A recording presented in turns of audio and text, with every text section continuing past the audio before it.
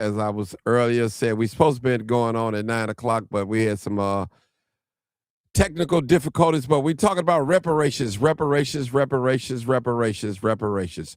Come on in, reparations, reparation. That is exactly what we're talking about today.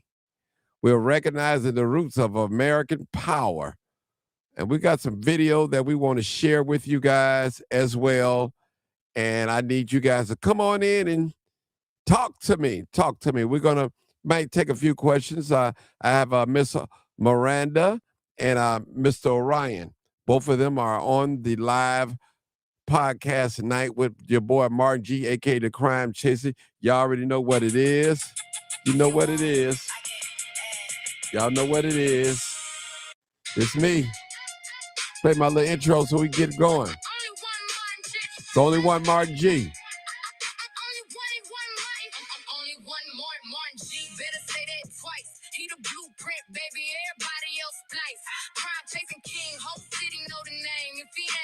You wouldn't know about the game. Only one Mark G. Yeah, the legend been born. He the siren in the night. He the breaking of the dawn. Carbon copy knockoff. Try to mimic his tone, but the throne been carved and he's sitting there alone. He the first with the can, first boots on the street. Why they still in the crib? He was chasing that heat. He the one who made the lane. Now they follow his pace. Whole city tuned in when he show up to the case. They be watching how he move, trying to study his stride. But a knockoff never matched you original vibe. He the post of the shy. He the eyes of the block. If he ain't dropped the footage, you ain't know what pop. Talk slick if you want, but the facts don't bend. He the alpha of the chase, not a trend they can spin. He the one they imitate, but they never gon' be. Cause the crown got one name, Marting. He the OG, baby, not a rumor, not a tale. All right, people, I appreciate you guys for it. I just had to put that out there, let you know who is the crime chaser. Martin G. Johnson is the crime chaser. There's none other but Martin G. Johnson. And if anybody tell you otherwise, they lying. And I got the receipts to back it up. The real receipts. All right, I got Miss Miranda. Miss Miranda, tell us a little bit about yourself. We're talking about reparations tonight, and you're one of my special guests. And Orion, I'm just want you to introduce yourself and tell us about a little bit about your journey. Speaking about reparations or studying on it.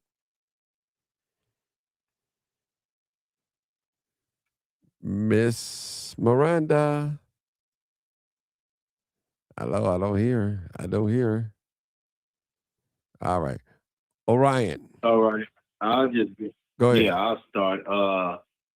So yeah, for myself, I've been a part of a few focus groups pertaining to or dealing with reparations and Black Roots Alliance. If you know, we're having an open mic, but how I got with Black Roots Alliance was that they were doing like a study basically on reparations.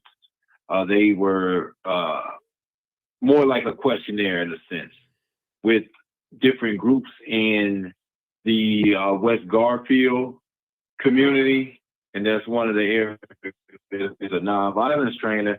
It came through the email saying that, hey, you know, these guys, they want to ask some questions about, you know, like reparations, equity, what that looks like in the community.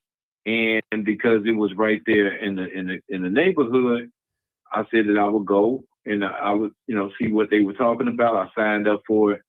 And then that began my relationship, and they began sending out things, emails with other pertaining to other focus groups that they were doing throughout the community, like in the Pullman area. I can't remember the other place where we were, and I just continued to have a relationship with them. And then I was asked that I want to be part of their cohort, which is called Seeding the Future. And I was a member of the cohort last year, and we were talking about reparations and things like that. And so I continued that relationship and not the, I also like to say last year they had the open mic, the Black Joy open mic. And I was the feature last year, actually to be a feature. And now they brought me back on this year to be the host of the event. So that's just giving, you know, a brief history of my relationship with Black Roots Alliance. and reparations. But for me, if you're asking me personally, just being formally incarcerated and understanding what the 13th Amendment says, that connects me to reparations. Dealing with mass incarceration and the connection with slavery and Jim Crow and things like that. And so that's why it's, for me personally, it's an issue that I feel that needs to be addressed. And that's why I feel like I should be part of this conversation and what Black Roots Alliance and other organizations around the city are doing. All right. Miranda, quick question for you. Tell us a little bit about yourself and how you got started on your reparation journey, learning about it and the things that you know. Of course, of course. Thank y'all so much for having me on. Miranda Alexandria, the co-chair of the Chicago in Cobra chapter, which is the National Coalition of Blacks for Reparations in America. In addition to starting a new youth-led organization for reparations called Get Free Chicago. So very excited to be here also on the Reparations Task Force for the city of Chicago. And basically how I got started, to be honest with you, I lived in a very comfortable household, right? Mama was a nurse, father was CPD. Um, I was the only child, so very comfortable upbringing. And honestly, it didn't start to hit me until I went to college, and I went to UIC, University of Illinois at Chicago, and that is where I started taking a lot of Black studies courses. And through those courses, because you live on the south side of Chicago your whole life, you notice the differences, right? You notice the difference between the south side and the suburbs. You notice the difference between the south side and downtown, and you kind of just learn to accept, like, this is the way things are. But it wasn't until, like, not only did I go to college and take those courses, I was working a job called We Deliver. And that's when I really started to notice that the things that I was learning in school really hadn't changed much. From the history I learned in school hadn't changed the present in any really substantial way, except we got better cars and more technology. But the conditions of Black people was exactly the same as when I was reading W.E.B. Du Bois, or I was reading Booker T. Washington, or any other Black intellectuals that I was reading. So I was like, this is some, I ain't gonna cuss. Not today. This is some bull, right? And I remember the class that changed my life was African American legal history. And that was the first time that African American studies course took me all the way from pre-slavery to present day. And that course upset me so much because it made me realize that it wasn't just our condition, it was made this way. And then I said to myself, well, if you gonna get pissed, you better do something. So that's when I started to really start looking for what is the solution to the issues of our people.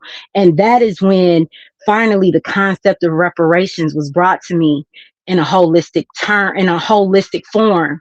And that's when I was like, this is the solution to all our problems. We have not been repaired from all the harms that we have endured. And that's why I'm here. And I thank you so much for letting me tell that story. All right. Now, I'm going to ask both of you guys some questions, and if you can answer them to answer the best of your ability, this is not staged. It's just a couple of questions that I pulled up, and I think somebody's calling in, but they're gonna have to wait. You got to call. I'll tell them to call the other number. Okay. Do you believe, or do you guys believe reparations are deserved? Why and why not? Do y'all believe that? Real quick, you don't have to go into deep detail. Yeah. Do y'all believe they deserve? Yes. Yes. Okay. Yes. I'm gonna Yes. say Of course. And you say why? Yeah. You can go first. no. Go ahead. Go ahead. Uh, so yes, definitely. Reparations are deserved. America has built its wealth off the back of Black folk, and it's just clear cut. America would not be what it is today without black labor. And there's a good book, if you want to read it, How Europe Underdeveloped Africa by Walter Rodney. Now, when you think about that, Europe underdeveloped Africa by robbing it of its resources, right? But also its human resources. So not just like the minerals, but the labor. So if you would think about that, all of the people that were brought over here that were used for free labor, that built up their wealth. Imagine if that remained in Africa. The years and years, all those bodies, how much wealth, how much, how wealthy and powerful these nations in Africa would be. So, to me, and that's a simple answer right there. Okay. That's why reparations is deserved. Okay, my dear sister. It's an interesting question because I definitely echo everything that Orion has said. However, I I have an issue with the word deserve, just in general, right? And the reason why is because a lot of times they like to say it's based on one's behavior, actions, or qualities. And to me, this is what begets an argument between who deserves what versus, it's not really a matter of the deserved. It's a matter of what's owed, right? It's a matter of what's necessary, right? For a harm that was committed. So that's where I'm at. So it's like, I have an issue because I think that that's where people can kind of say, well, they don't deserve. Like, who are you to tell me what I deserve and don't deserve? So for me, it's not even a question of deserving. It's beyond that. It's what's necessary and what's owed. So that's how I look at it. So I just had to kind of put that in that context. Okay, perfectly. I have another question for both of you guys. And is reparations about money or justice? Okay, Orion, if you want to take it, you definitely can. Oh, Or you want me to? that's justice, Both, yeah. right? Mm-hmm. Yeah, it's justice. I mean, like, think about it, right? If you take from me, if you take something from me, then I should get compensation. I should be compensated for that. So we talk about, that happens all the time. Like, even they use that in the criminal justice system. If you if you do some type of harm or some type of damage to someone's property or something like that, right? Then there has to be some type of compensation for that. So then why should that not apply to a group of people who have been repeatedly harmed by this system? Okay. Yeah. Yeah. Okay. You said is it about justice or money? And I definitely agree. And I think it's even more than that, right? Because there's 5 levels, right? There's compensation that of course exists, but we also have to remember it's not the only component that exists, right? There's not no. That's not it. That's where I was going. There is oh my mind is escaping me. Guarantees. Okay, now because I want to get this right and I want to say it in the order that I want to say it. Restitution. There is satisfaction. There is not only compensation, but there is rehabilitation, and there is a guarantee of non-repetition, which I think is the most important component, because the problem is they have never stopped doing the same harm over and over and over in the same, like, just a different decade, right? It's a different century than what they were doing before. So that guarantee of non-repetition to actually change policy and laws to go beyond reform, but to actual, like, a level of revolution when it comes to how we deal with our laws. Like, we have to break out of the system that currently exists, because it's the only system that has basically we've been under. So we have to do something completely different, completely new. It has to be a revolution of sorts in order for us to get the guarantee of non-repetition, because it's like they don't know how to do anything but to make sure that we are oppressed and subjugated. right? So that's how I look at that. And to be honest with you, it's about acknowledgement, it's about atonement, and that is the only way we can get to reconciliation, right? That is the only path to reconciliation. If and the problem is, and I'm not say the problem, but the concept is some people don't even want that, right? But I know that people want to say, well, we should go past it. We need to get past this. No, we can't go past this until the harm has been rectified and atoned for. That's it. Okay. Okay. Hold it right there. So Martin, Yeah. before you go to your next question, I'm looking at one of the questions that's up there right now, right? That I would like to answer. Where it says the real question is where reparations will come from. Does it come from the companies who profited from slavery, or do we essentially take our own to pay reparations? So it would come from those companies that profited from slavery, but then also it could be free health care. We don't pay taxes, right? For whatever amount of time, for so many years, we wouldn't have to pay taxes. Also, when we're talking about education, it would be free education, things like that, because they've done special things for other groups. You talk about that all the time. So then if you're doing these special things for these other groups that aren't even from here, then you could do these special things, because people would complain, oh, well, why would they get free, healthcare? Why would they have free education? Why would they not have to pay taxes, but they've done special things for other people? So then that would be a form of reparations as well. So it wouldn't necessarily be monetary, but those are things that, and there are other things as well, but those are just examples of how reparations could be paid out. Okay. Let me go to, I have a caller. Let's see what this caller have to say. Old timer, come on. What you have to say? Make it quick. Yes. Let me have the question may be difficult, but I really just want to act this, and I hope I'm clear. I hear a lot, and we've been dealing with the reparations issue for quite some time. But what I don't understand is how we can't come up, and you got some smart people on the line right now, why we can't come up with a concrete plan. I mean, I hear Claude Anderson talking big. I mean, Claude he just yaps on. I don't know what office he is held, and this is important what I'm saying, why he can't get the ball moving, but he just yaps on, much ado about nothing. And we sitting up there just looking. We got Eric Michael Dyson. He used large words that we can't hardly understand. We got Roland Martin. And we had Obam that was president of the Harvard Law Review. Why can't we come up with a plan that's concrete that nobody cannot deny?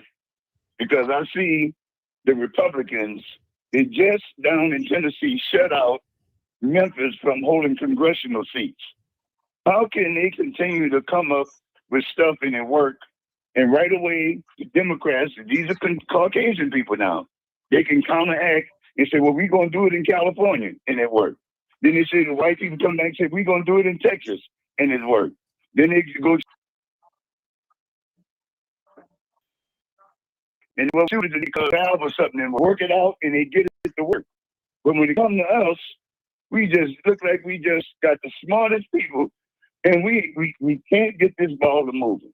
We can't get our people to agree on it. And then a concrete secret meeting. I mean, even if you keep it secret, they say the slaves kept it secret so they can escape. But everything we got seems like we can't get it with the smart black people that we have. And this is a problem to me. I'm tired of hearing Claude Anderson, yap his mouth. He said all this stuff, and I don't know, what good is it doing? But now I'm listening to you all saying, well, this, that, and the other, but we need to have a concrete plan that the white man cannot deny. You say, well, these people got us now, but we just seem to can't come up with it. And I want to know why. Somebody want to respond to that? Hold it, brother. Hold it. You just said enough. You just said enough. Do anyone want to respond to that before I respond? Okay. I mean, I think we just saw with the UN. Right. Go ahead. You go ahead, Miranda. Go ahead. You No, got no, no, no, no. Go, no, no. Ryan, you was already talking. You said the UN. Please. Yeah. So I mean, we just saw that all that uh, there were three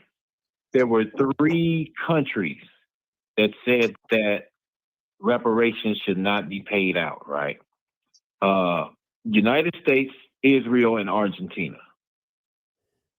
So this is, I mean, mainly this is why we can't. And then there were the European countries who just basically were just silent, right? They just like, we ain't gonna even talk about it.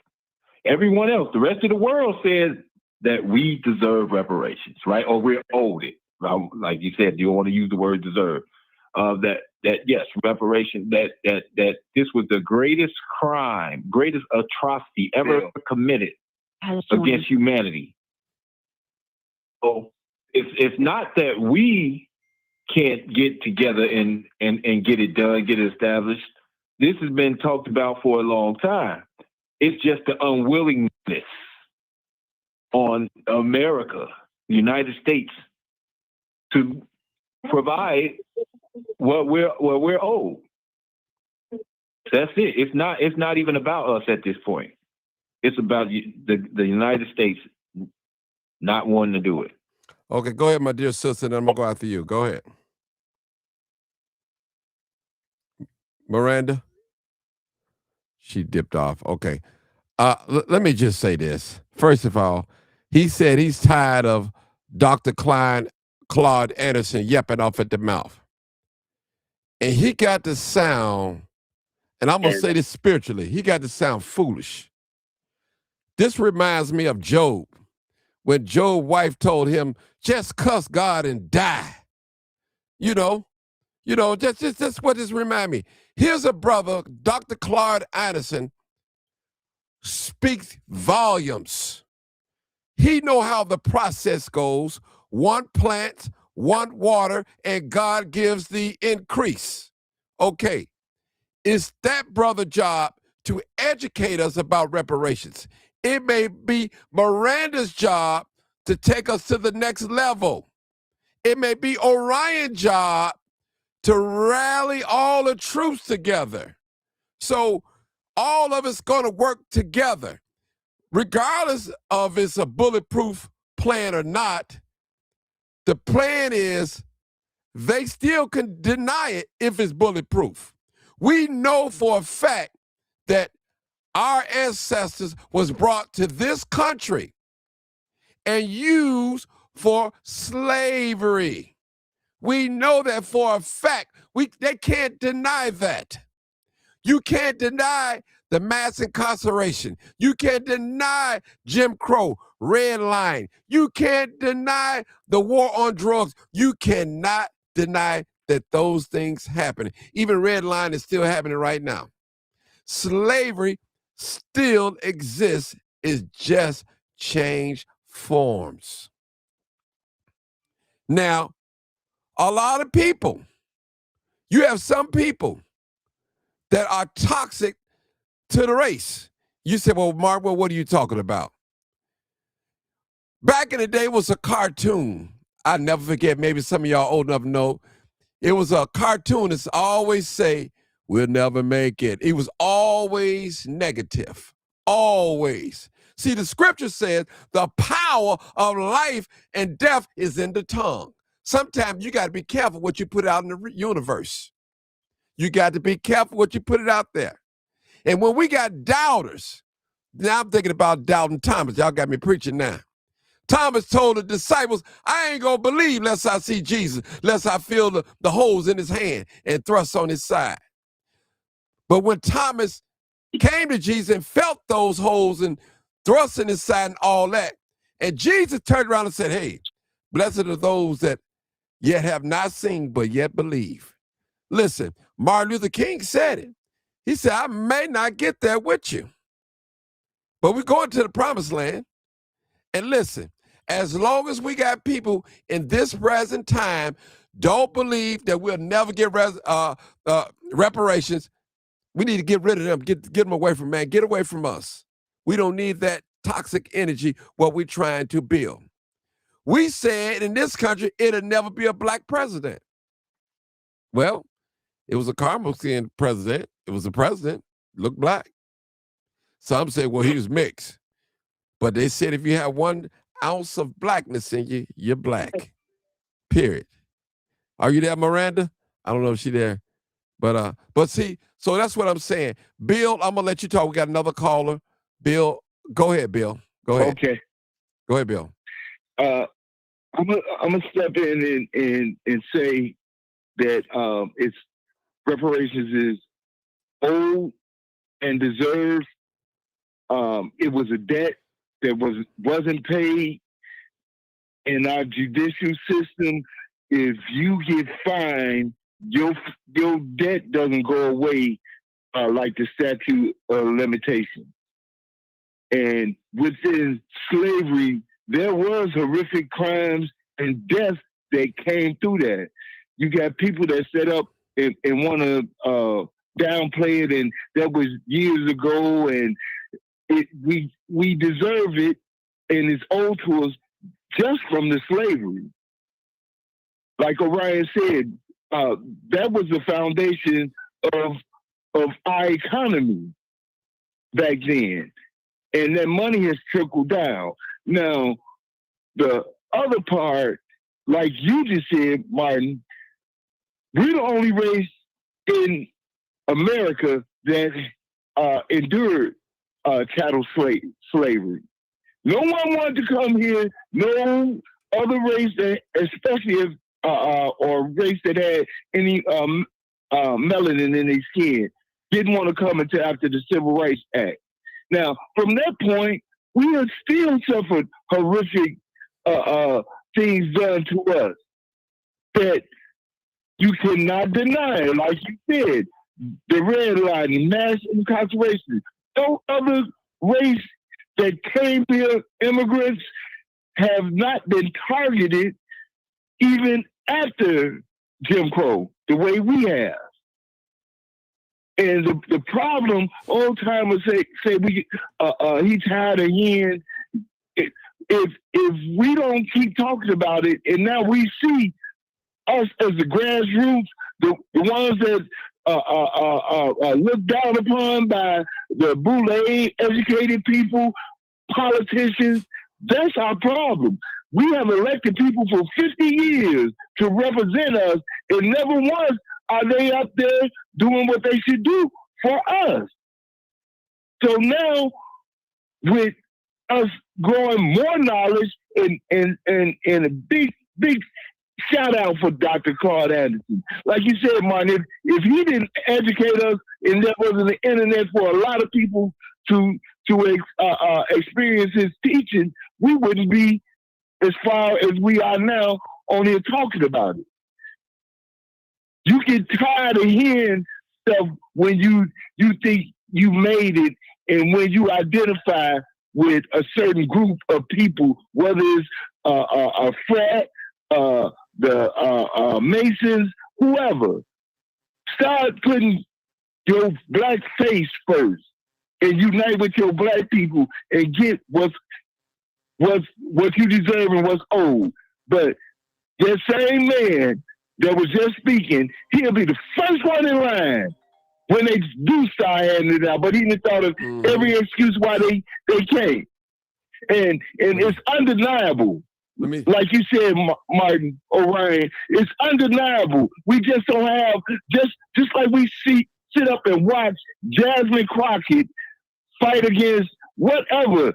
It gets sassy and had a floor. They get a certain amount of time. We ain't had nobody up there speaking nothing that concerned us.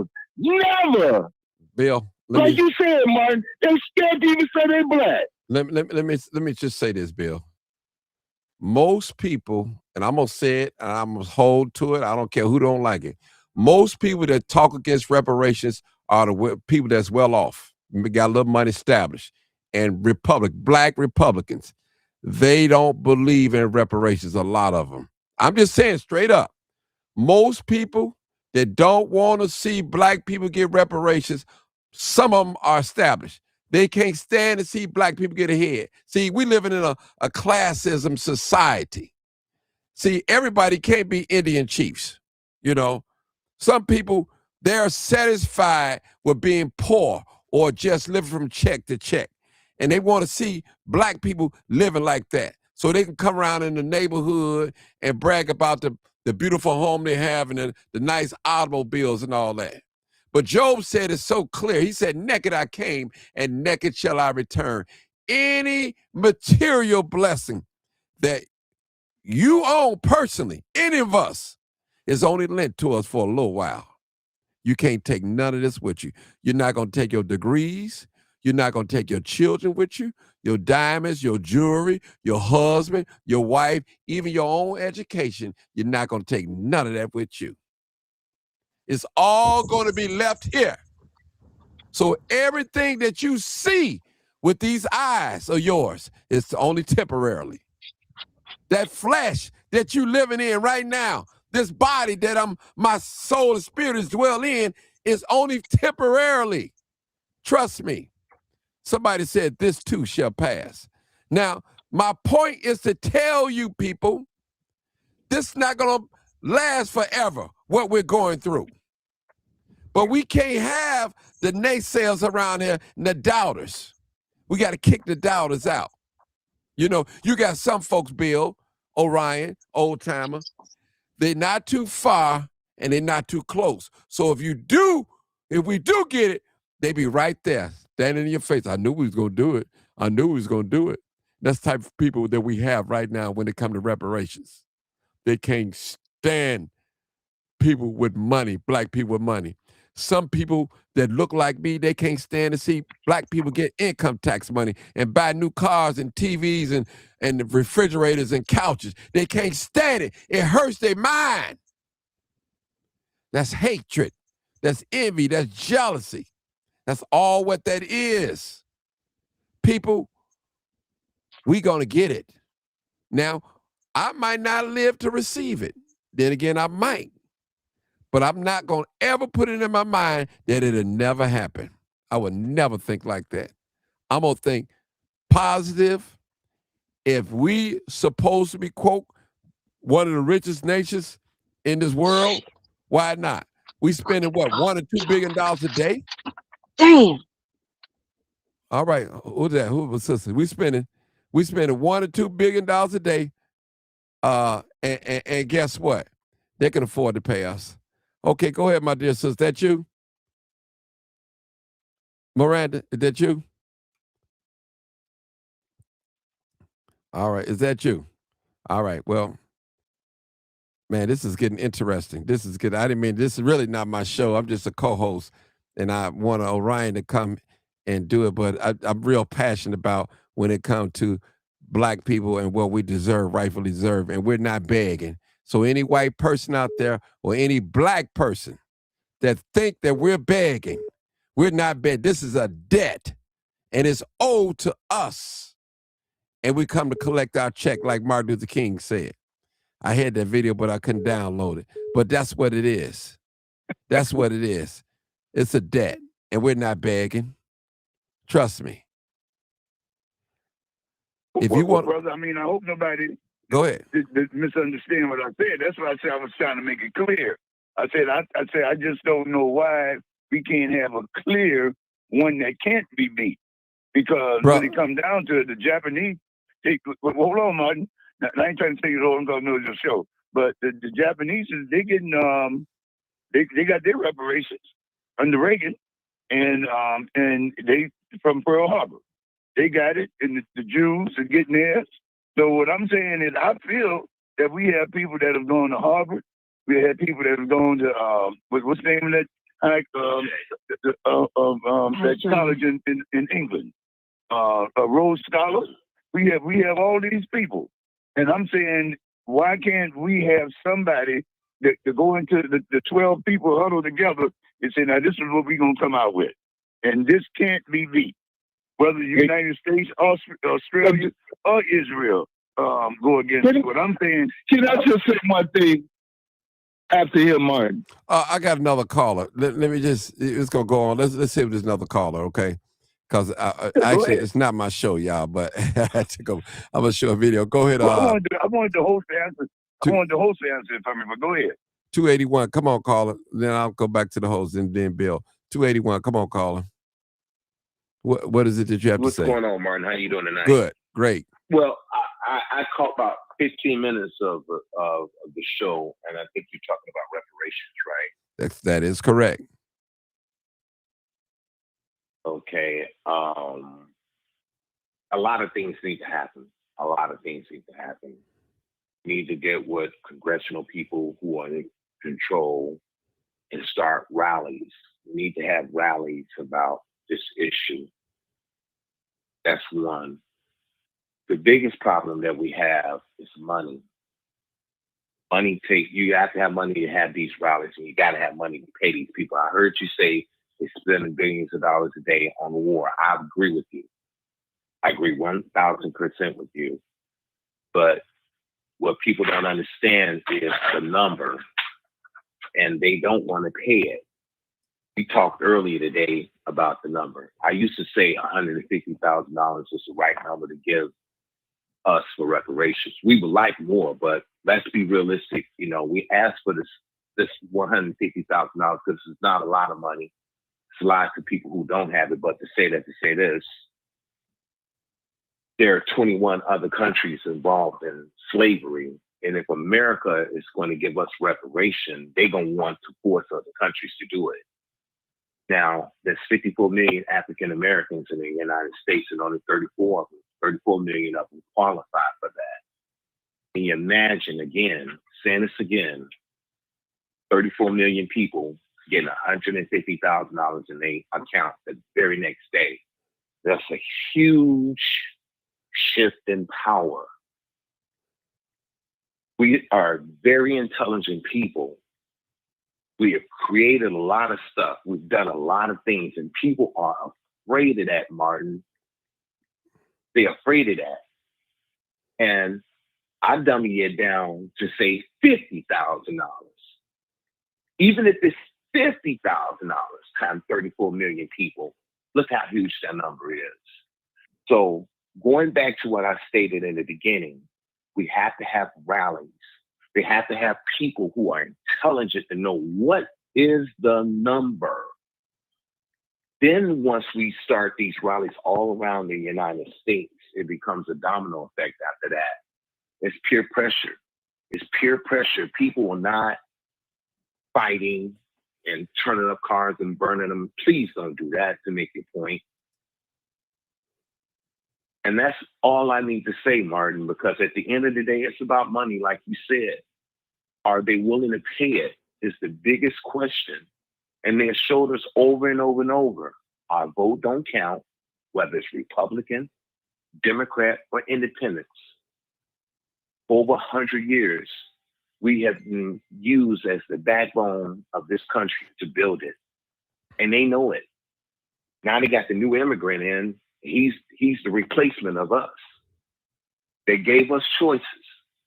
I don't know if we've seen all of these choices, and a lot of people ain't prepared for these choices. Either we stay here and get this little bit that they've given us, which we were able to survive off for more than 100 years to the day, we get up and leave. He made a statement, greatness. We talked about this today. How many people in the African Americans in the country making over $100,000? We know that's not enough money to take care of 3 or 4 people in the family. We know that. Greatness is a Michael Jordan, a Tiger Woods, or something like that. And we're still able to exist with the little bit that we have. I land the plane, Martin. Thank you. All right, go ahead, Bill. Real quick, then Orion. Well, the question isn't how they gonna pay for it. America can pay for anything they want to and have been. Don't be duped by people who have set up a system that benefits them, that built these colleges, that held the curriculum and finances, that set the rule to benefit them. That's number one. Never say they gave the money to the migrants. America got enough money to do whatever they want. And the thing is, they don't want to, but we have to call them on it. We have to have that voice, not just standing outside. We need a voice in that house to speak, because it's undeniable. Just like you said, Martin, it's undeniable. But nobody has spoke in the fashion that you just did on your show and presented in a matter of 3 minutes. Nobody, I have not seen it nowhere. Nobody that represents us has stood up and did that. And that is the problem. And I want Old Timer to see, he think we just jaw jacket. It's gonna take the grassroots to get this going, because we didn't put our faith in a Democratic Party with Black people as being a majority in that party, versus what's in the Black people that's in the Republican Party. And they have done nothing for us. And we know to ask the question, do we deserve it? You ask anybody other than a foundational Black, and some of us think we don't deserve it. But they got hatred in their heart, malice in their heart, because it's undeniable. That's all I got to say. Thank you. Orion, I think we got Miranda made it back. Miranda, did you make it back? Yeah. She's, I don't know, something wrong with her phone. Okay. Yeah, so this is what I do want to say, though, right? I don't know the brother's name. I know that he's on the show a lot, though. He said some things about, congressmen, the people in Congress getting together, and also us coming up with a number. And so I've been a part of a few groups, and we talked about some of the things that have, or some of the harm has been done over the years that warrants reparations. So, for instance, when you think about, obviously, like you said, with Jim Crow, but even with the Freedmen's Bank, if you think about all of that money that was stolen from Black people that had put that money in the bank, right? And you look at it today, that's something that you would use to warrant that, right? As an example, you would present that evidence, that information, and say, okay, this was an amount of money that Black people, that they had put into a bank, and it was stolen from them. And then look at how much it would be in, today's current time. Also, when there are a certain group of people who are still getting money for being in the concentration camp, the Holocaust or whatever. And it didn't even happen here on American soil. What a lot of people don't know is that it was a concentration right here in the United States, and it were Black people who were held in that concentration camp. If you look up the Devil's Punch Bowl in Natchez, Mississippi. So when people say, hey, when they talk about how we shouldn't get it, well, there are other groups that have been in similar situations, and they're receiving it to this day. That's another example. And I can go on and on when we talk about Black Wall Street, all of these things. So you would gather all of that evidence up, and then you would present it for, to warrant reparations being given out to the descendants of those who were who experienced chattel slavery and Jim Crow and so forth. So yeah, those are just some things that we talked about when we discussed when we were talking about reparations and what it would look like, and why we should get it. Okay, we got another call. I don't know. Did you, Orion? Did you text Miranda? And I think she's here. She's here. She can say something, and could just tell her to call in. If she keep having problems, just call in. Just call in number. And Can y'all hear me? Yeah, I can hear you. Go ahead. You missed a whole lot. Yes. I know I did. I know You missed I a did. My whole lot. phone started acting crazy, like it was overheating and doing all kind of crazy stuff. So I apologize about that, but I feel like I definitely need to add to a lot of things because one of the things I know just by being on the task force, and it's an unfortunate thing, is that we've had such a horrific history that has happened to us.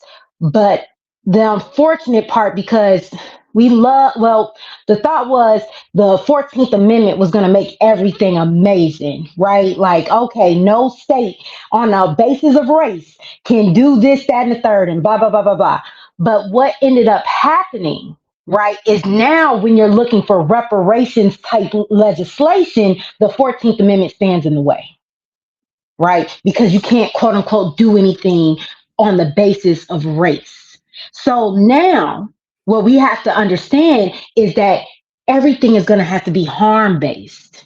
Right. So if you're looking for reparations, you got to show how you've been harmed because, like, every black person did not have ancestors in Tulsa, Oklahoma in 1921, right? Everyone didn't have ancestors there, but the people who show, right, even though they shot that down again, right? But I'm giving an example, right? Like if you in Chicago were a victim of contract leasing on your home, you're going to have to present evidence in order to show that, right? I mean, there's other ways we can get around it by not saying race, right? With geographical, right? Because everything that we do, we have to understand that these people have been able to circumvent any progress that we have made at any time because we're so busy fighting for this thing, we're unable to see what the backlash is going to be. We're unable to see what their next chess move is going to be. Like I say, people have to understand reparations in the term of the reason why we have Donald Trump is because we haven't gone through the process of reparations. Reparations is just not one thing. It's going to have to be a multitude of things to be able, because we didn't go through what the Japanese went through. We didn't go through what the Jewish people went through. Everything that we went through has gone on for centuries. And everything, unfortunately, wasn't even just the United States. The United States didn't exist until 1789. 1787 in there when the Constitution was made. So we're talking about, if you're talking specifically about United States enslavement, you're literally talking about just from 1787 to 1865. You see what I'm saying? That's not a very long time, but we've endured oh God, this chattel slavery, this crime against humanity for centuries. Right? So that's the thing that we got to start thinking about. Like, it's a process. It's not going to be one thing is going to fix everything. Because I think we've been constantly thinking like that when it came to civil rights, right? When it came to voting rights, when it came to this, everything we think is going to be that shining thing on the hill that's going to save it all. And reparations is not that either. We have to make sure whatever repair comes our way, we have to be able to maintain it and sustain it and make sure that reparations are for generations to come. And that's how we have to start shifting our focus on how we think about this term. Okay, thank you. And I want to add a little to that, Miranda, because this July 4th will be the 250th. Yeah. And year anniversary of the United States being, a country or its own. And this year, this really should have been the year that we were really pushing for it, being very loud about reparations.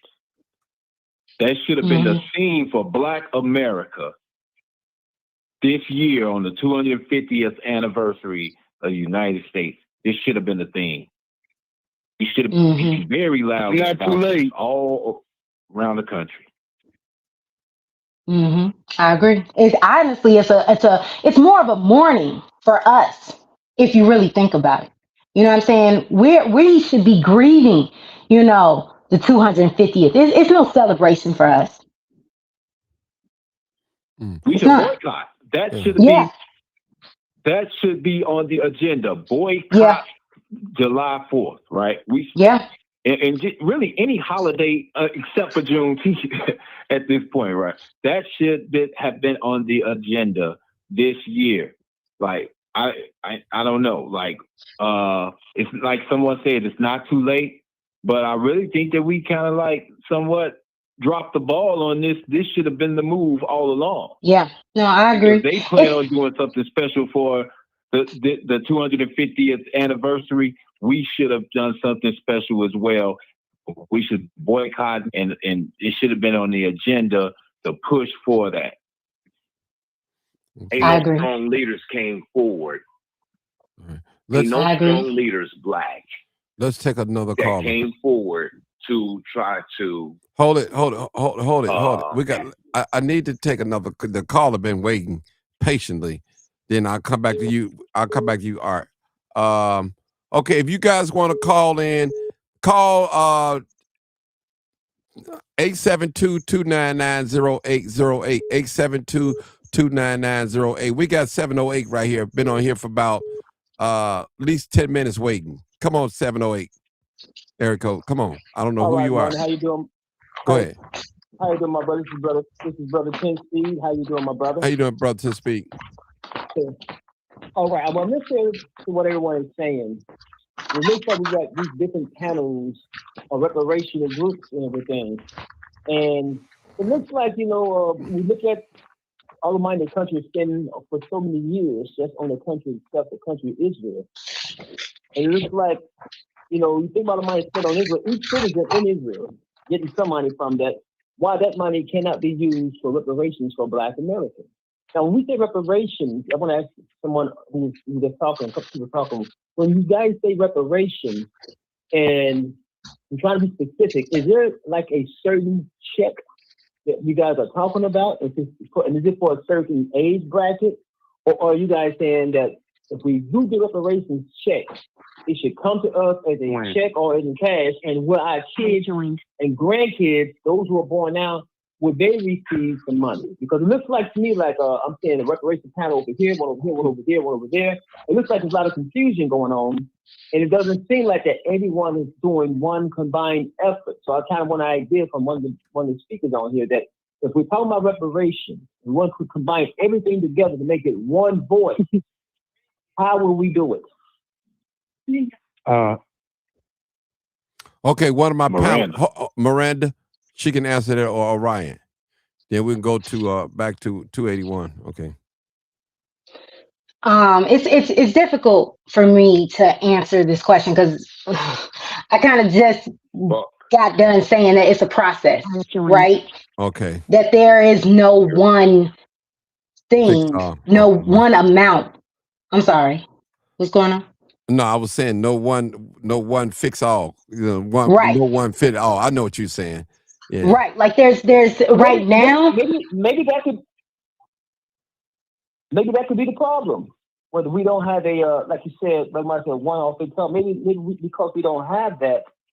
So it's like we know it's a difficult thing because what happened to us. But if we went in there, whatever way we can do it, where everyone together, and it sounds like one voice. Because see, we got some people saying reparations should just be for our kids to go to college and go to school. It shouldn't be money. Someone's saying there's a check. Someone is saying that this and that. So we look like that we're coming in different angles, and we're not real sure about ourselves. And maybe this could be part of the reason why we're not getting any progress. I hear that.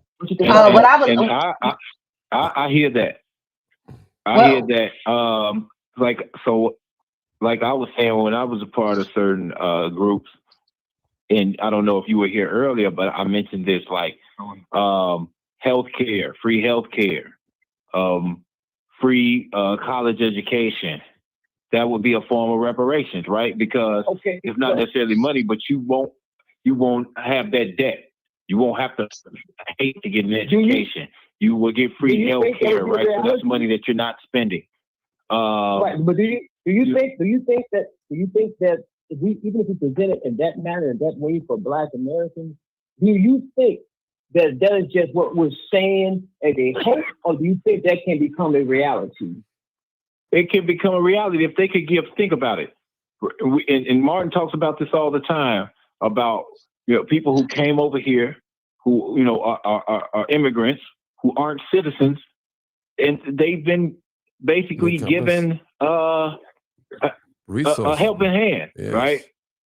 Resources. Yes. So if you could give that to people who aren't even citizens, why can't you give it to people who are citizens here, who are descendants of people who went through chattel slavery, who went through Jim Crow, and who experienced redlining, and all sorts of other atrocities that have been intentionally committed against our people. But even with the war on drugs and mass incarceration, like we know that was something that they did. It's not a conspiracy theory. This is a fact. Those are all the things that you could take into account. Now, then we would even look at, for instance, in Miranda, she's done a little more in depth study on this and been involved in it a little more than I have, but she understands what I'm saying as far as like the discussion that we were having about who would get it, who shouldn't get it, what will qualify you, and things like that. Well, let me ask one more question. No, hold on, brother. Hold it, brother. Hold it 10 speed. Go ahead, Miranda. I got you. Just keep back question. Go ahead, my dear sister. Then we go to 281. Go ahead. I want to speak specifically about. So I'm not going to get into the who right now at this particular time. What I'm going to talk about is a bill that my organization is working on within the state of Illinois that we're trying to get passed through the legislature through veto session, and that means we're going to need at least 60 votes in order to make it happen. And it is called the Illinois Enslavement Era Disclosure and Redress Act. Okay, House Bill 1227, Senate Bill 2212. And basically, what this bill does, it requires that businesses, contractors, whoever is seeking state of Illinois funding, they are mandatorily it is mandatory for them to disclose if they have any ties to enslavement, to slave trafficking, or any indirect financial participation in those institutions. And honestly, I'm going to keep that for later. And basically, and unfortunately, but fortunately, they have an opportunity to basically contribute to a redress fund. Now, that redress fund will be basically managed by the Office of Equity until we can get a bill passed, which the Illinois African Descent Citizens Reparations Commission, which is the Illinois State Commission on Reparations, they want an office. They are advocating for an office specifically for our affairs. So until that time that office is created, that office will then take over handling that redress fund. Now, that redress fund is available for healthcare. So basically how I would say it is there's a 15-member advisory council that would be throughout, making sure all, sections of Illinois are represented. All sections of industry would also be represented. So we're talking healthcare, we're talking legal, education, economics, and even one that I think is very important, and I don't think we talk about enough, is how would I say it? The lack of, I had another term for it, but what it's leaving me, but it's like a human development specialist. Not like a mental health person, right? It's specifically because slavery took away our ability to be human. Right. So our ability to be able to just live our lives has been interrupted in every circumstance. And that's what we need fixed. We need that fixed. So it's like making sure that we have cross sectors and cross ages, and making sure that the gender mix is equitable. So making sure that everybody is represented. So when that redress fund starts distributing, we make sure that it's done in the most equitable and fairest way possible to all Illinoisans everywhere, not just in Chicago, because that is what's going to make the downstate people vote for it. Because we're going to need the entire state of Illinois. We're going to need support throughout the entire state. So we're working on that bill right now. Okay. Thank you for that. Let me just go back to one of the callers. Actually, I got one caller was trying to say some 281. Then I got 513. You're next after 281. Come on, 281. Make it quick. 281. Mm-hmm. We have lost all our powerful political black leaders. Some would say Jesse Jackson was a powerful leader. Some would say Farrakhan, and so on and so forth. No one is listening to Farrakhan anymore. They stopped listening to him. And in fact, they gave up on all of the African Americans. But to say this, if we had strong, powerful, political black leaders to start protesting, we can probably get somewhere. And it would have to be from state to state. There's so much work that needs to happen, and so many people are going to die, unfortunately, for this cause. There's, like everyone said today, what is the actual number? Who actually qualifies? There's so much going on there, Martin. I like what you're doing over here tonight. I like what you're doing over here tonight. Okay, hold on. Yeah. Hey, brother, 513, you got to mute your phone, man. I'm going to have to mute you off. Thank you. Go ahead. Okay. Go ahead, 281. Yeah, just saying, it's so much going on, and so many things have to happen, and we have to stop looking at each other like, I don't want to work with him because I don't like him. We need to stop that. We need to stop looking at people that look like us as if we can't help each other. We've been saying it for a long time when you show love, love, love, love, love, love. We ain't talking about being in love with me. We talking about loving the fact that we can help each other. I'm going to land the plane, Martin. I'm going to listen in on everything that's going on, man. Great show. All right. Well, thank you for having this show. Okay, let me say this real quick. All of our leaders aren't dead, and all of them are not silent. All right. I just want to say that, okay? Because for us to put some out like that, that's like, it's no hope. Now, Mark Carter said something real profound today on an early podcast. He said that there's no bill, especially here in the city of Chicago, big bill that's been passed without black people knowing about it, period.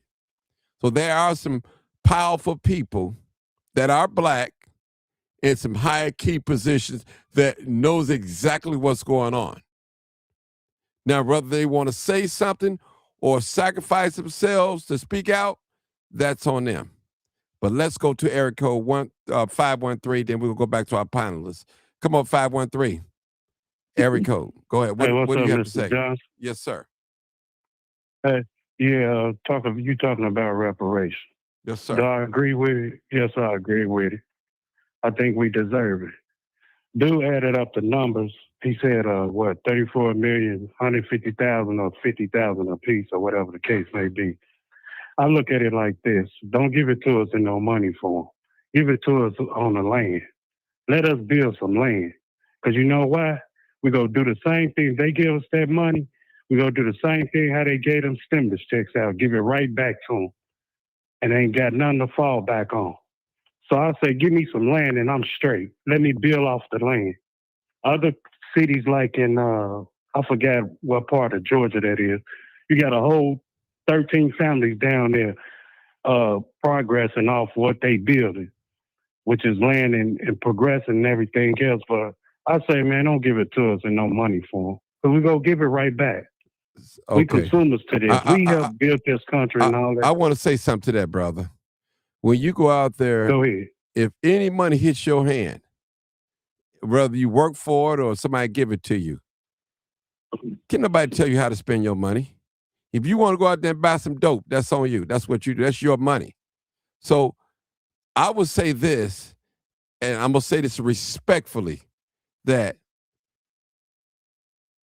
whenever the money get in our hand, whatever we choose to go and buy a Cadillac or whatever, that's our business. It's owed to us. So whatever man or woman do with their money, that's their business. So listen. Preach, preacher.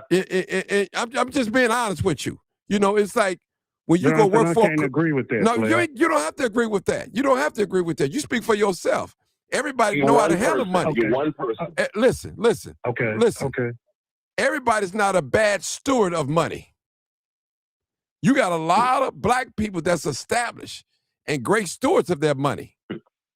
So you got some that don't know how to handle money, don't know how to make money work for them. So I'm not worried about who or what, who gonna get their money right back and all that. Give me mine and let me find out. I want to know for myself. Hand me my money myself. Did you see? I'm saying this because the example that was taught, example that manifested itself when they gave us that stim. You see all that people when they gave them what stimulus checks and PP loan. You see what they did? They started flossing like Louis Vuitton and what was wrong with that? What was wrong with that, brother? Ain't What was wrong nothing with wrong with that. We just listen. in today's society, man. It's about. Brother, I deserve. If I work hard, I'm gonna play hard. If I want to go out there and buy me a $50,000 car, I want it. Why not? I understand all that, but in today's society, we don't have ain't nobody educated about building. No, speak to yourself. Speak for yourself, brother. Hold on, brother. Speak for you. If I could just say something. Let's go to the panel. Let's go back to Real the panel. quick. Hold on. 513. Go Real ahead, quick. I'm gonna say it like this. Hold on. Give me 2 seconds. I'm gonna say it like this. First of all, it's going to have to come in many forms. Compensation is one element. Now, what we can ask for, and people can decline it in the event that compensation comes through. If it is allowed to say Black economists or financial advisors would be willing to start, we can enter in courses for those who want to, can do that. If we make it available, that's fine. If people choose not to do that, that's of their own volition as well. But I do think that we should have avenues and access to financial advisories and everything like that, and financial education. I do think that that is a well thought out plan to do that. But if people opt not to take it, then they do not have to. It is not going to be a requirement. It will be something that can be helpful, but is not required. Okay, go ahead, Orion. Then we go back to 513. So let me one real quickly, Martin. I just want to give him an example, right? So I came out of when the pandemic began, I was in prison, right? And a lot of people don't know this, but in prison we got stimulus checks as well. I got my first stimulus check when I was in prison. Then the second one was sent because there were 3. The second one was sent like maybe a week before I got out. I didn't actually get it in my hand. I had to drive down to the prison and get my second and third checks. But here's my point: is that what I did was I took that money and I invested it. I came out, and what I did was, because I'm a poet, I'm an author, I started my own LLC, and then I published 3 books with that stimulus money. And I didn't even have a job. I was actually selling my books at the time. And I was getting, I made a decent amount of money. I'm still making money off that. And that actually gave me a foundation to help me build to where I am right now. So I'm just using myself as an example, a person that was in prison that came out and got that stimulus money, and it helped me start my own business, helped me start with my own publications. And to be honest with you, those things helped me get to where I am now, because people wanted to employ me because they saw that I had taken initiative coming out of prison with nothing and starting my own business. So I'm just giving you my own example of a person that could take something like that and build it. And I've been, if the people that know me, that's been around me, they've seen me be successful. And that was the foundation. Congratulations to you, brother. Thank you. Let me just, I want to say this to my brother, 513. I'm going to let him talk again. I'm sorry. Brother, let me just say that. I don't mind black people buying Gucci, Louis Vuitton, whatever. They deserve whatever this land got to offer. The best of the best. They deserve it. And I'm not going to restrict myself to be poor or whatever. If I can afford some crocodile alligator shoes, I'm going to get it. A Borsalina hat, I'm going to get it if I can afford it. I'm going to treat myself. I'm not going to beat myself. That's just me, period. I like the best of nice things. Ain't nothing wrong with that. You know, and I tell people, if you can afford to live in the affluent neighborhood, do you. Do you. If you can afford to live in a luxury high rise, do you. That's okay if if you can afford it. So I'm not going to look at the next person, how they spending their money. I'm going to spend my money. I learned from Willie Wilson. Willie Wilson's a multimillionaire. He said, Martin, everybody tell me how to spend my money. When they get their own money, you spend your money where you want to spend it, period. Period. And that's how it is. People are going to do what they do with their money, period. Some going to save, some going to spend. Some going to invest, some not going to invest. But go ahead, 513, speak your mind. Thank you for listening. Yeah, I understand. Go ahead, go ahead. Yeah, I understand that. Go ahead. I understand what y'all, great outputs, what y'all giving, whatever, but give me somebody, I just want, I'm 46, but somebody behind me, little youngsters get that money, at least educate them on, hey, don't go out and do this. And regardless, you got the money, but you don't go out there. First, build some on it. Build some legacy for your kids or something like that to leave behind. I'm all for it. If you get the money, get it. But spend it wisely, though. Let's go out and just buy this and all that and say, hey, I got this. Because right now, people in competition, Mr. John. They're in competition today with one another. And we shouldn't be like that. Jealous and envy, man. We shouldn't be. And let me tell you this, Mr. John. We don't have no leader, man. Them Asian, them European, all they got leaders. Fight for them. We built this country. We need a strong backbone leader who got balls out there, no homo, to go out there and stand up for us, man. But can I say this? Like that. I don't know. And the thing is, because they'll kill him. Hold on. They'll kill him. And then what happens? Hold on. You got Dyson, you got Roland Martin, you got Cornel West, and the rest of them bootlegs out there. They go out there and do a boycott on Target. But what about us? Come on, man. Y'all got to make sense to me, man. People go out there and vote for y'all, spend their hard-earned money, gas and all that, stand at the polls, bloodshed and tears, and it's the thanks we get. All y'all want to do is throw this racism and Trump in our face. It ain't no damn Trump. It's y'all Negroes. That's who it is. That's who it is. Man, I'm tired of that mess. Y'all been pump faking the community so long, man. We should have been ahead.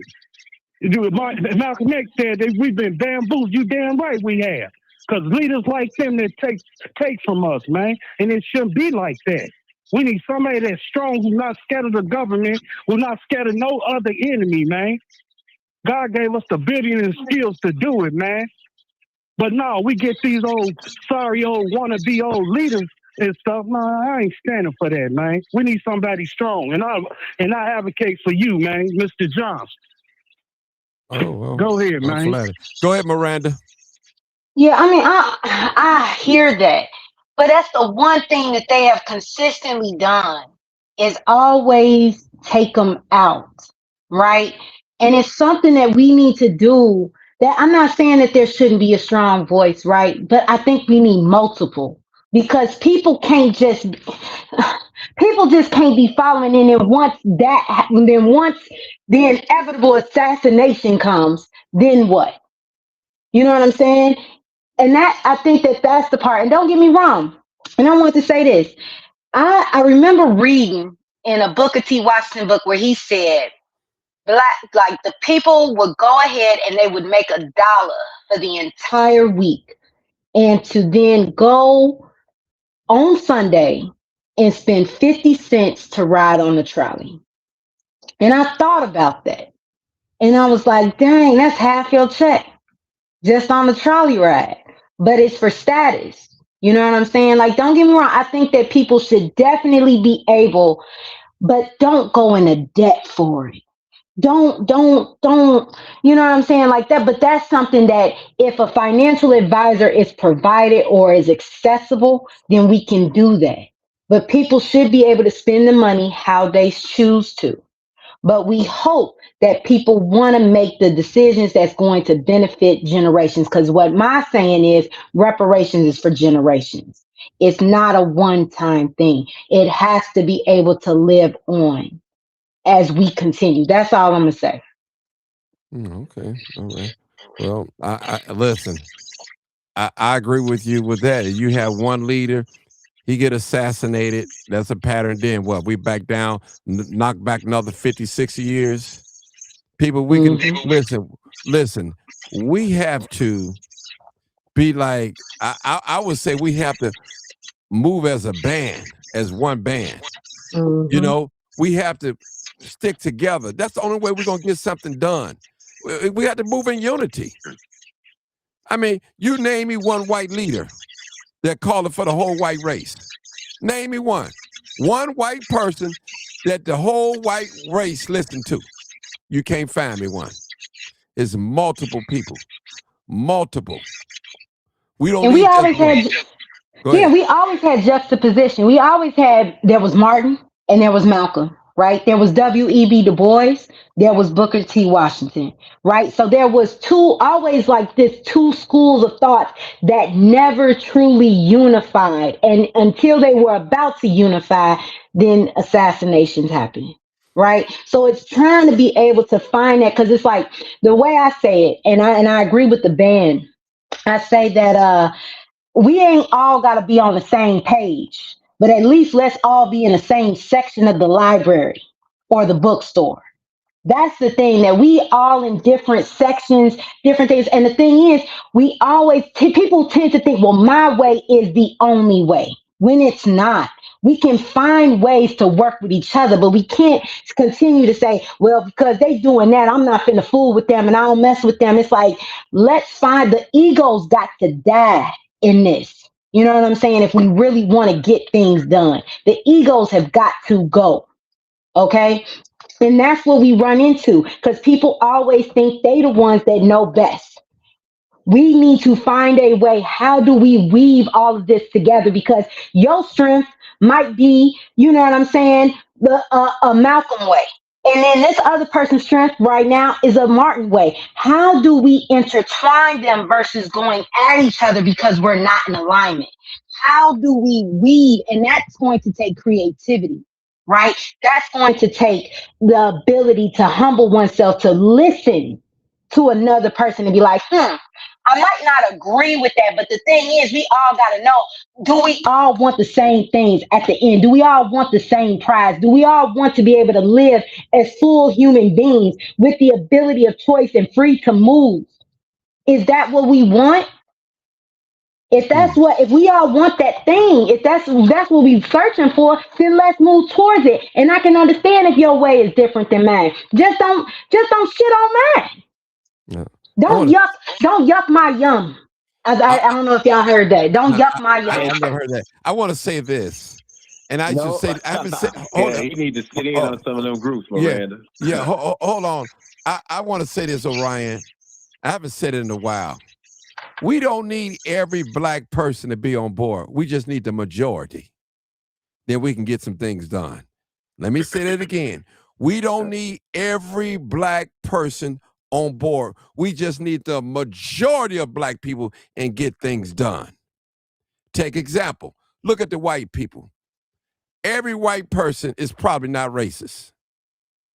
There are some that are truly, I believe in my heart that are not racist. And they're not up with what's going on in this society. But they a few and small, maybe a handful of them. But then one thing that all 13 colonies got in mind, that hey, we're not going to be ruled by the slaves. We're not going to be ruled them. Mm-hmm. They got that in common. Republicans got that in common, and Democrats got that in common. We're not going to let black people get ahead. They have made an oath Yep. with death and hell, people. I don't care what y'all say, not to let black people prosper. Now, if they're going to let a few of us, a few Oprah Winfrey's, Michael Jordans, Michael Jackson, a few celebrities, a few, just a few, just to make it look good. Now, you see Oprah Winfrey, you could be like Oprah Winfrey. You see Obama, you could be like him. It's the few, 1 in 1 million, 1 in a million, maybe 1 in 2 million, maybe 1 in 3 million. Now, look at these jobs. They give us enough money just to keep us coming back. Not to get ahead, just enough to keep us coming back. They got the math figured out. Okay, we know you got to pay rent, transportation, got a family, gas, lights, cell phone. Oh, they got this thing down to a science. And that's where we have to be. We have to have our plan as old timers. It got to be a bulletproof plan. Even with it being bulletproof, they still going to deny it. These people, Go get your ball. white people, There you go. Yeah. they have so much hatred for black people. They don't want to live around you. They don't want to be buried with you. They don't want to work with you. And if you making money, they want to be the head of it, getting all the money. Now, if you could pay a LeBron James $50 million in 1 year, imagine what they're making. Imagine if you pay one athlete $50 million in a year. Somebody got some static in their phone. I don't know who it is. Put the phone on mute. It might be Miranda. I'm not sure. Yeah. Imagine what they're making, people. We're talking about a country that's still living on that old money. Old money. Our people labored in the field. Black wealth? No, white wealth and black labor. That's how Claude Anderson said. Said white wealth and black labor. That's how it happened. I think I'm saying it right, but that's how it is, people. And we have to stick together. We need the majority of black people to get on board for reparations. All the doubters, tell them to stay over there, cast them out, put them out. We don't need them in the circle. I don't care if it's my mama, if it's my daddy, my grandmother, put them out. You can't be in this circle. We don't need nobody with no negative thinking, no bad thoughts. We need all positive. We need the best of everything. We need the best educators. We need the best of thinkers. Now, you don't have to be a college educator to be a good thinker, because most millionaires probably didn't even finish college. Look at Willie Wilson. Don't even have a 6th grade education, got more money than some of these educated people that finish college. So that's not a guarantee, because you're intelligent, you finish college. And that's a good thing that I think every person should experience, to be educated, especially in this society. And again, people, without a skill in this country, you're doomed. America was built on labor. It's ran by labor. I don't care how educated you are. No one can deny what I'm saying about America is built on labor, and they need laborers. We see it right now. They open the floodgates and let the immigrants come on in. And they offer them resources. They offer them resources. And they are not indigenous to this land at all. Here you are, your ancestors. You're born here. You can't get the stuff that they're getting. They're giving them health care. Why? Well, why do you think they're giving them health care? Because when they want them to go to work, if they get sick, they want to be able to protect their investment. We got to get them back well so we can get back out here and work. I'm telling y'all, people, America is built on labor. They're looking for laborers. That's what they are. That's what they want. That's what they need. You don't need but maybe a 4th grade education. You might not need no education. If you can stand all day and just put a piece of mail in the slot on the machine, if you intelligent enough to do that, they can use you. Period. So America is built on labor. People don't forget that. You must have a skill to make it here in this country. And I don't mean to get off subject, but that's true. All right, the floor is open. We're going. You're on deck. You're on deck because we talked about that earlier today, Martin. When we broke it down to anybody making $100,000 or less, a family of 4 cannot live off $100,000. $20 an hour is not enough for a young kid to go out and have an apartment, have a car, and all this. It's just not enough. And we talked about what's great because that's what they want. He used that term great, and that's what they want. Anything below $100,000 is just people getting by the scraps. And all of y'all made some excellent points. Y'all, this a type of show like this, Mark, we talked about is going to be big. This is not a one-time show. This is something that you got to do like over and over and over. You know, because you're making headways already, and I don't want to get sidetracked. You're making headways, but so many people on this show, on this platform, even though your co-hosts, all of them, make key excellent points. And I don't think we should give up. I think we should hang in there for the big win, if there's a such thing as that word, the big win. A lot of people are going to get hurt. Some may die. But we have to band together. And the most important thing is when we look at each other to work with each other, we just can't say, I don't like him or her because he's skinnier than me or I'm bigger than her, or whatever the case may be. We got to stop this black on black hate that we have for each other. All right. Okay, let's go back to the panels. We're finna wrap it up. This is it. Thank you so much. We're gonna give. We'll have Miranda. You say your final words, and Orion closes out, and that'll be it for this show. People, we've been on an hour and a half, just about. Hey, thank y'all, Mr. Johnson. No problem. Thank you for calling. Educate me and let everybody be safe, y'all. All right. Yes, sir. Go ahead, Miranda. Appreciate you. I also I want to say something quick before I close. Is the white people, yes, the hatred is there, but it's underlined by fear.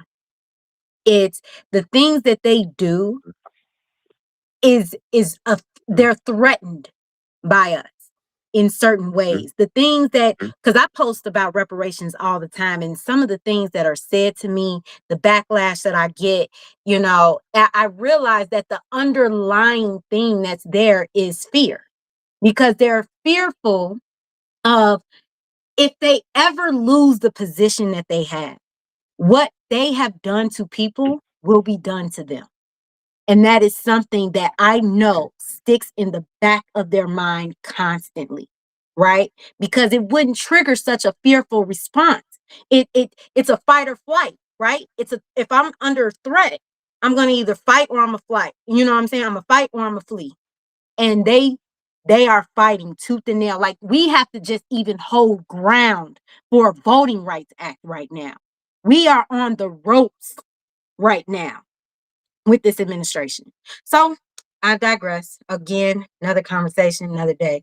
I will say that Get Free Chicago, if you got any millennials or Gen Z people in your household, we're definitely on Instagram at Get Free Chicago. Want to check in with us and see what's going on there. For Chicago and Cobra chapter, we are actually going to start back up doing our reparations lunch and learns that we do at Chicago area libraries. The first one that we're going to have will be June 6th at the Bessie Coleman Library on basically 63rd off Cottage Grove. So definitely want to invite people to that at 2 p.m. So that is a Saturday. So definitely just trying to get the word out, really start talking about reparations in a way that, yes, compensation is a component, but it is not the only component. And that is the thing we need, because what's going to stop us from getting shot in the middle of the street? You know what I'm saying? When we're encountering police officers, right? No amount of money ain't going to stop that. So we have to look at the things that are happening within our lives holistically, right? It matters. So I just thank you so much for having me on, and I appreciate y'all dealing with my technical issues and everything like that. And I hope to come back and have a more conversation. Thank you. Orion, close us out. Okay, yes. So we're having an open mic, uh, Black Roots Alliance, and other organizations that are aligned with the idea of reparations for our community. It's called the Black Joy Open Mic. It will be at 5645 West Lake Street this Saturday, 7:30 to approximately 10 o'clock is when we'll be doing that. Why do we call it the Black Joy Open Mic? Because the greatest form of resistance for Black folk has been joy. Right? You know, that's something that we've always been able, conjure up in the midst of being oppressed. We've used music, we've used dance, and so this is what this event is going to be about: Black joy. So we're going to have spoken word, we're going to have rappers, we're going to have people. If you're a musician, we're inviting you to come and be a part of that. And if you just if you believe in this push for reparations, spread the word. Come out, support. But if you do have a talent, then we're inviting you to come be part of that as well.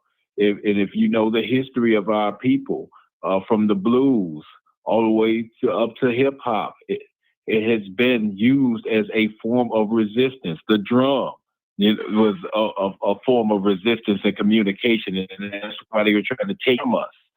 So this is in alignment with the movement, the cause for reparations, using music, using spoken word, and so forth to express our need to come together and to show our resistance. And so that's one of the reasons why we wanted to come on here and talk about that. But also the organizations that are part of this movement, and Miranda has been a very strong advocate for reparations and rebuilding our community. And lastly, would you like to tell them about Cobra, Miranda? I want to throw it back to you I for those appreciate that might that. not know.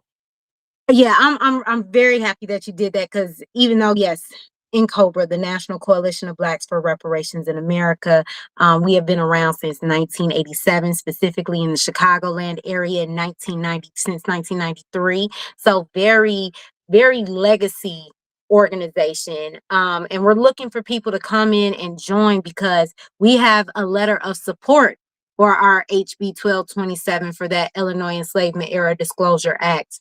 So that we are trying to get people to basically show that they are in support of this bill. In addition, the city of Chicago has a reparation survey that they are asking people to take right now. The state of Illinois also has a reparation survey that they are asking people to take. And of course, we're asking people if they, know about HB 1227. They mentioned that specifically in the Illinois reparation survey when they asked, is there anything additional that you would like for us to look into and advocate for? So those are the things are happening right now where people are able to give their opinion, right? And we have to take advantage of that. We have to answer those surveys in numbers so the city and the state hears us, right? Because that's the only way we really boycott and go against the grain of this 250th, right? Is to show that our state is going in the right direction, right? And not like these southern states that are redrawing their district maps and all those other kind of things. So really, again, I appreciate you and Cobra. Definitely, I know that there's some people that don't necessarily agree with Cobra's values, and that is fine. But I really hope that eventually we can all have a conversation and sit down and talk about those things, right? Because we can't be fingers, right? We got to be a fist. we gotta be together on this to really land the impact that's going to make a difference as we continue to move forward for our children and children's children and generations to come. Thank you. All right. Yeah, so let y'all involved. Y'all can get involved. We don't just have to be having conversations and going back and forth.